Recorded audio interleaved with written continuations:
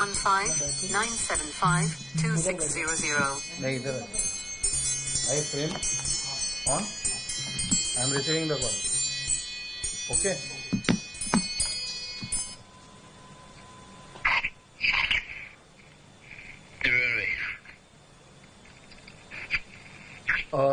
आपको इंट्रोड्यूस करवा देता हूँ ये है अल्पेश जी। नमस्कार। अल्पेश जी हैं ये हमारे इनका आपको पता होगा इनके पास 102 सीट्स इनको दी गई है 75 इनको करवाना है 75 कितना हो पाएगा मतलब आपको क्या लगता है The number is between 60 to 75. We'll give you definite digit once we finalize this. 63 होंगे आपके यहाँ 63 आप बोल रहे हो कि कंफर्म हो जाएगा 63 कंफर्म होगा बट 63 जो हम नाम देंगे वही ना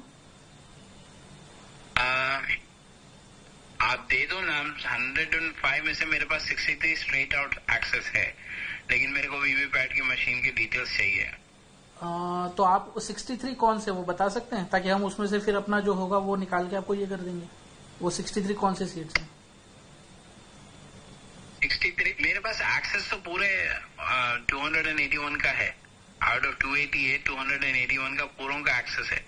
लेकिन कुछ एरिया ऐसा है जहाँ पे फ्रीक्वेंसी आइसोलेशन इम्पॉसिबल है तो वहाँ आई डोंट थिंक उसको इनिशिएट करना भी it doesn't make sense to मी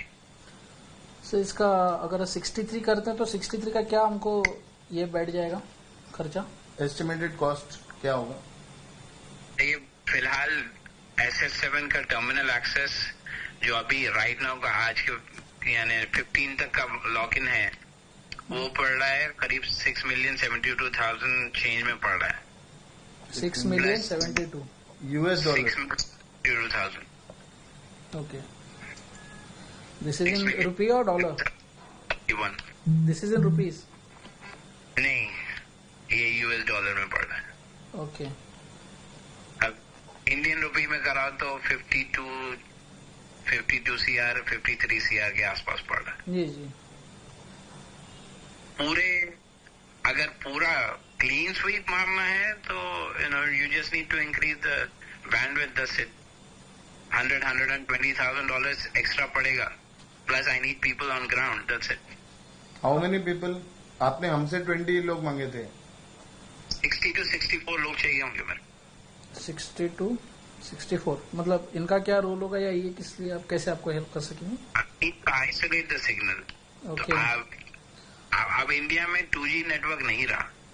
सारे 4G 5G पे है तो 2G नेटवर्क को आइसोलेट करने के लिए I need frequency between 102 and 150 तो ये लोग हम आपको देंगे या आपके रहेंगे हाँ ये 60 to 64 पीपल आप लेंगे चूज करेंगे आपके रहेंगे या हम आपको प्रोवाइड करें उसमें कुछ नहीं है I need someone to carry a phone and access the application, a particular application which will scan the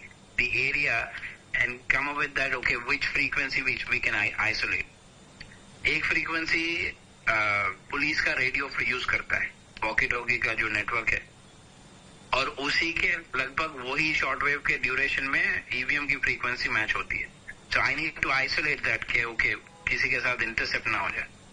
तो उसके लिए मेरे को आइसोलेट करने के लिए I need to scan the frequency आपको ईवीएम की क्या डिटेल्स चाहिए एग्जैक्टली ईवीएम की एग्जैक्टली क्या डिटेल्स चाहिए आपको मैं तो प्रोवाइड करवाता हूँ रैंडमाइजेशन के बाद कंट्रोल यूनिट बैलेट यूनिट और वीवीपैट कौन से पोलिंग स्टेशन पे जाएगा ओके वो एक पीडीएफ में आता है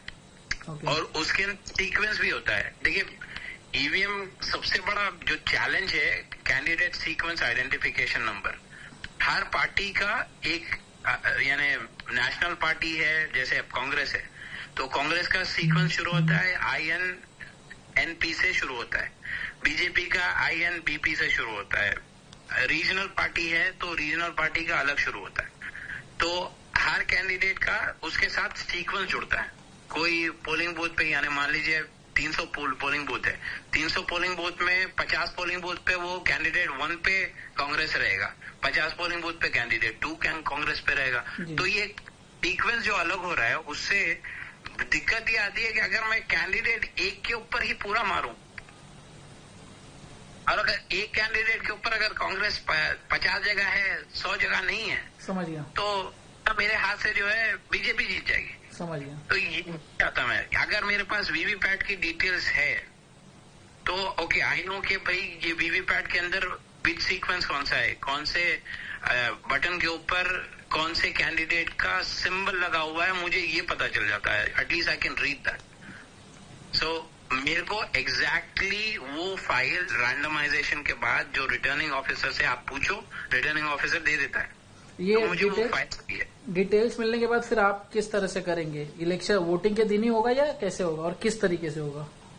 मैं तो पहले ही प्री प्रोग्राम जितने हैं उसको फ्लिप कर देता हूँ। यहाँ पे प्री प्रोग्राम्ड है बीजेपी के फेवर में, मैं उसको ऑलरेडी फ्लिप करके रखता हूँ। लेकिन on the day of election वो जो ट्रांसमिशन शुरू करते हैं, मैं इसको इंटरसेप्ट कर लेता हूँ। मेरे पास से रिटर्न एक फाइल जाती है। और ये सिर्फ वोटिंग के दिन हो सकता है या जो बीच के 2 दिन है, जैसे 23 को काउंटिंग है तो 21-22 को पॉसिबल है कुछ? बहुत ज्यादा क्रूशियल होते हैं, क्योंकि बीच के 2 दिन में जहां पे इनका ट्रांसमिशन नहीं हुआ, कमाल की बात यह है कि ईवीएम मशीन बंद होने पे भी, खासतौर पे ECIL की जो मशीनें हैं, बंद होने पे भी उस पर ट्रांसमिशन होता है, नो मैटर व्हाट। आप जैसे ही मशीन खुलेगी, नया अगर फाइल आ गई तो वो ट्रांसमिशन के